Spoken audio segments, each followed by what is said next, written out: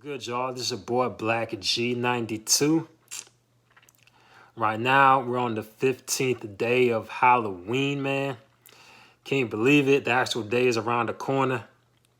And like another week or two, it'll be Halloween. So everybody that just subscribed to my channel, let me know what y'all plans is to celebrate. If y'all do have plans. So yeah, just let me know. And also mention how y'all living out there, man. I like to know. Now, tonight I'm reviewing Sacramento-based artist that specializes in horrorcore, who goes by the name of Brotha Lynch. Aside from SIBO, he was a very big name out of Sacramento back in the 90s. And the album I'm reviewing from him is titled Season of the Siccness, which dropped in 1995.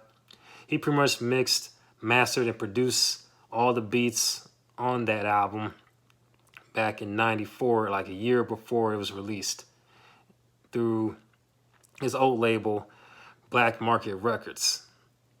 And all the features come from his label mates at the time, Mr. Doctor, Heist, Ron Foster, Zoe, and Zigzag, and also Six. I think there's someone else, but I pretty much forgot. You could probably look it up for yourself on Google if you ever decide to check it out. Anyway, we're going to do a quick little review of it. And the album starts off with Kush Break, which is essentially intro. Brotha Lynch just letting people know that the album they're going to listen to is on some sick, twisted shit. So he wants all the listeners to get high and drunk just to listen to it, just to get them mentally prepared. And he wasn't lying, though, because on the very first song following after that is Sick Made. Very hard-hitting track. He delivers like two hard-hitting verses and puts the whole Rip Gut Cannibal on full display in his lyrics. And in between the verses, there's someone with a very like deep voice, like pretty much describing all the sick shit, you know what I mean? Just to tie in on the verses. And after a very brief skit, the next track is actually the single released for the album, titled Rest in Piss. Flip on the whole concept of rest in peace as, whatchamacallit, it's essentially anthem, pretty much like Brotha Lynch telling all his haters and the women that like kind of dissed him back in the day to rest in piss. And he didn't play around with none of these two verses on this song. And pretty much mentions he's EBK, which is a acronym for Everybody Killer. And also in the hook, pretty much represents the street he grew up on in Sacramento, California, 24th Street Garden Block. So yeah, it's pretty much representing like his section of the city. And now the very next song is like by far one of the most disturbing songs in rap. Is, if not number one, is definitely in that top 10, top 5, titled Return of the Baby, which is short for Return of the Baby Killer. And it's very self-explanatory. And on the song, Brotha Lynch pretty much talks about not only killing babies, but using their meat and body parts as food, not only for himself, but also feed his own children, based on his persona. It's quite sick, and it's pretty much on full display on his two verses, with another quick third verse to like kind of drive the point home with the very catchy hook.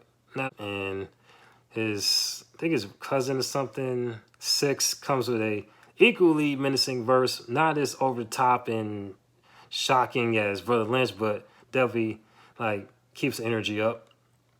And the song after that is Low to the Brain, which is essentially a posse cut with Zigzag starting to track off with a very hard-hitting verse. She definitely delivered, and like she starts rapping a second before the beat drops, and the beat is fucking amazing. It's like one of my favorite songs off the album, aside from Return of the Baby and Rest in Piss. And everyone aside from Zigzag, like Mr. Doctor, Zoe, Heist, and Brotha Lynch, who just delivers a hard-hitting final verse that just round it all up. And it's like, you know, cap things off, and it's a dope ass song, man.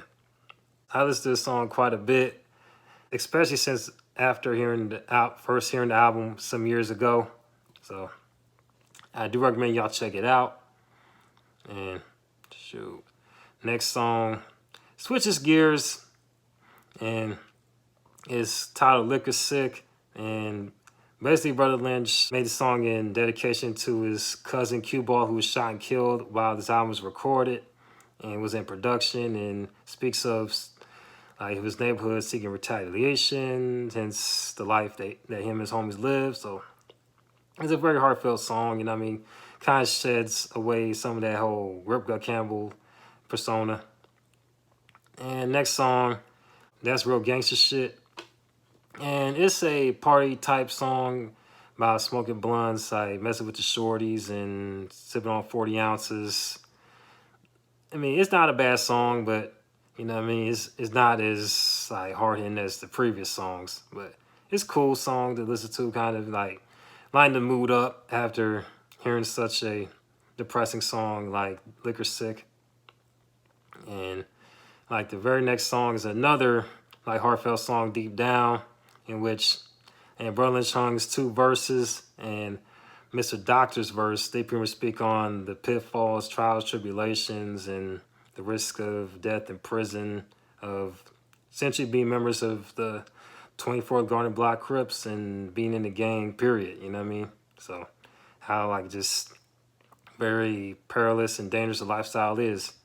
And the hook sung by Ron Foster just really drives that point home and just have you just in your feelings if you really pay attention to the lyrics. And just, like the low riding synth heavy instrumental like complements it really well.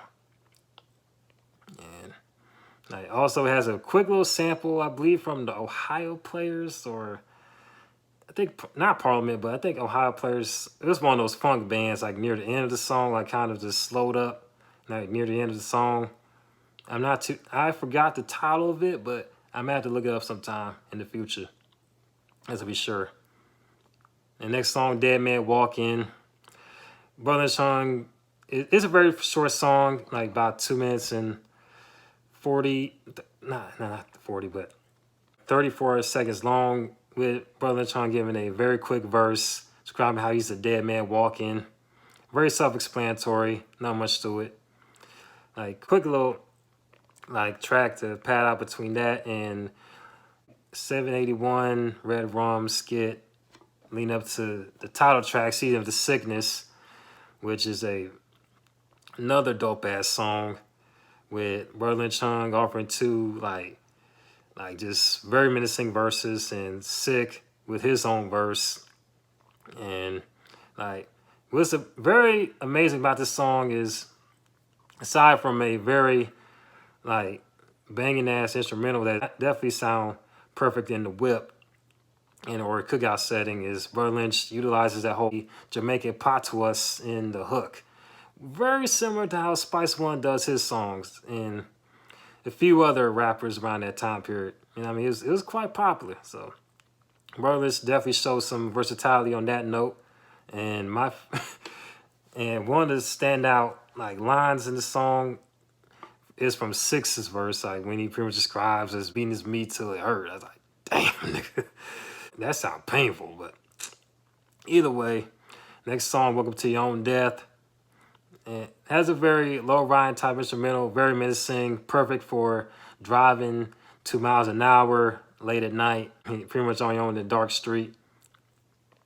Brotha Lynch and I believe Heist, I think Heist is on the song, and these deliver some very hard hitting verses.